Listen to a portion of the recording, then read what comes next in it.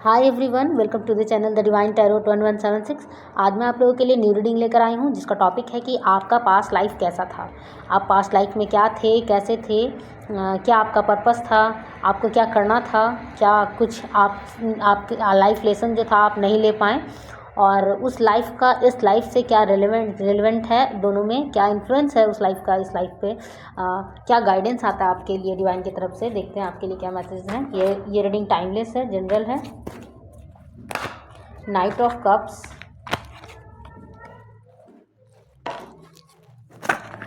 Six of pentacles,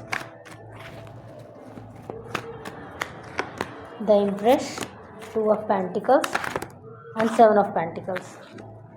देखिए यहाँ पे आपका जो कैरेक्टर है वो बहुत थोड़ा आपकी पर्सनैलिटी बहुत अच्छी है। आइडियलिस्टिक थे आप एक आइडियलिस्टिक पर्सन थे, होप ऑप्टिमिस्टिक थे।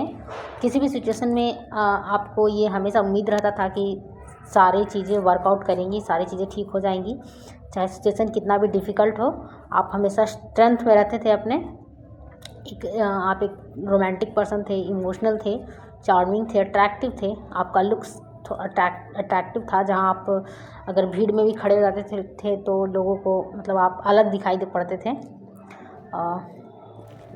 थोड़े मिस्टीरियस टाइप के भी थे, और आपका ड्रेसिंग सेंस थोड़ा अट्रैक्टिव था। जैसा आप ड्रेस चूज़ करते थे वो थोड़ा अलग रहता था लोगों से।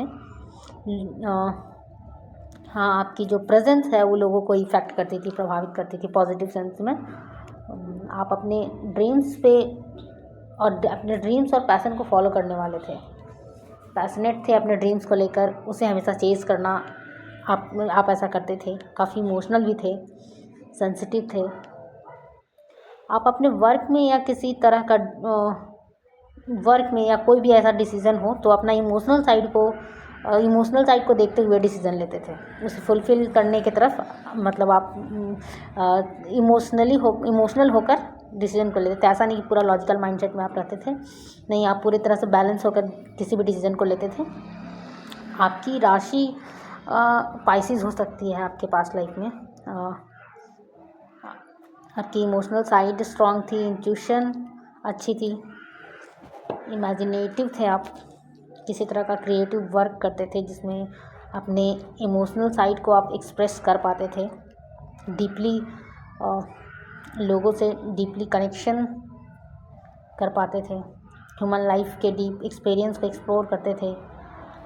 आप दूसरों के लिए एक इंस्पिरेशन का काम करते थे, लोगों को इनकरेज करते थे, अपने इमोशनल साइड को और क्रिएटिव साइड को एम्ब्रेस करने में या उनको बढ़ाने में लोगों को मदद करते थे। आप क्रिएटिव थे और लोगों की क्रिएटिविटी को मतलब बढ़ाने के लिए उनको भी इनकरेज करते थे। आपका होना लोगों के लिए लोगों के अवेकनिंग में मदद करता था। उनके अवेकनिंग में आप कैटलिस्ट की तरह काम करते थे। आपका प्रेजेंस इस तरह का, आपका रोल इस तरह का था उस लाइफ में। आपका पर्पस जो है एक प्रोवाइडर की तरह था बेसिकली। आपके पास जो था, जो भी आपके पास जो भी चीज़ें अच्छी थी, आप उसे ज़रूरतमंद लोगों को प्रोवाइड कराना चाहते थे या करते थे। एक्टिवली आप इसमें पार्टिसिपेट करते थे। आपके पास जो था वो दूसरे से शेयर करते थे। आपका ऐसा सोच था कि कम से कम लोगों को जो बेसिक नीड्स है वो पूरा हो सके, इसके लिए आप कंट्रीब्यूशन इस तरह के काम में, सोशल वेलफेयर में एक्टिवली इसमें इन्वॉल्व थे। आप अपने नॉलेज को शेयर करते थे। आपके पास जो भी नॉलेज है, जो भी क्रिएटिविटी है, आप दूसरों से शेयर करते थे। आप फाइनेंशियली बहुत स्टेबल थे तो फाइनेंशियल से लोगों को सपोर्ट करते थे। जो भी आपके पास था उससे आप लोगों को सपोर्ट करते थे। ये सारी चीज़ें आपकी इस लाइफ में भी होती होगी। आप अपने पास्ट लाइफ में किसी वजह से अपने क्रिएटिव साइड को पूरी तरह से एम्ब्रेस नहीं कर पाए थे।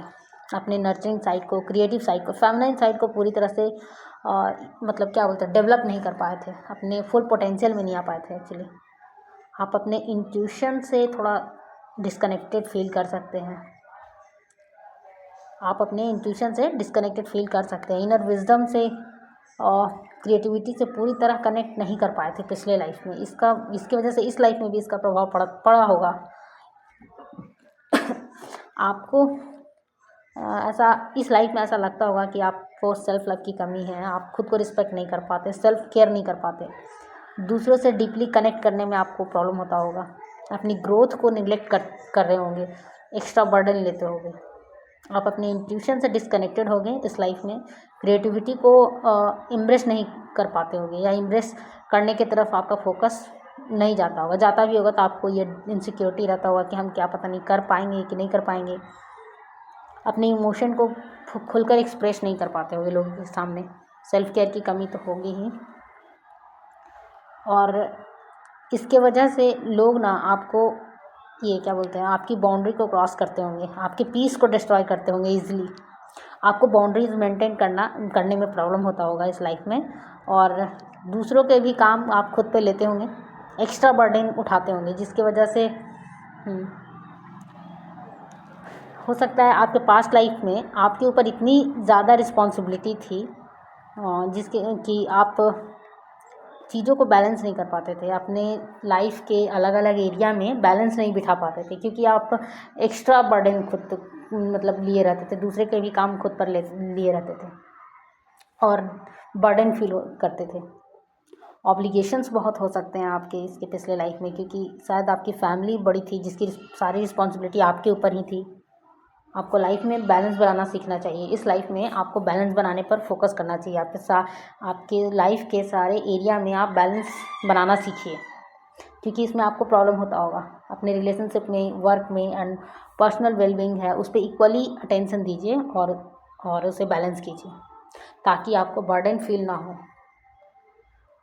आपकी कंसंट्रेशन पावर भी थोड़ा वीक होगा, आप एक टाइम पर एक काम को पूरी अच्छे से नहीं कर पाते होंगे।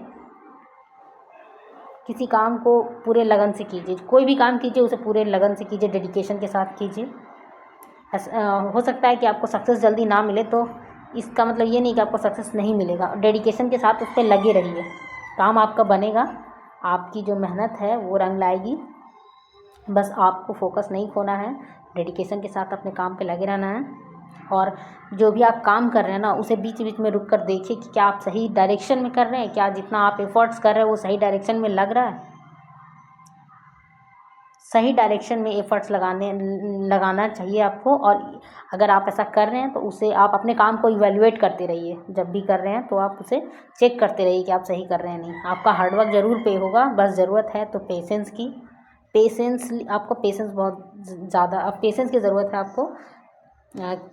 हाँ, डेडिकेशन आप दिखा ही रहे हैं पूरा, आप अपना काम पे लगे हुए हैं और आपको सक्सेस मिलेगा। आप होप नहीं खोना। अगर ये सिचुएशन आपसे अभी रेजोनेट करता है इस लाइफ में, तो ये रीडिंग आपके लिए था।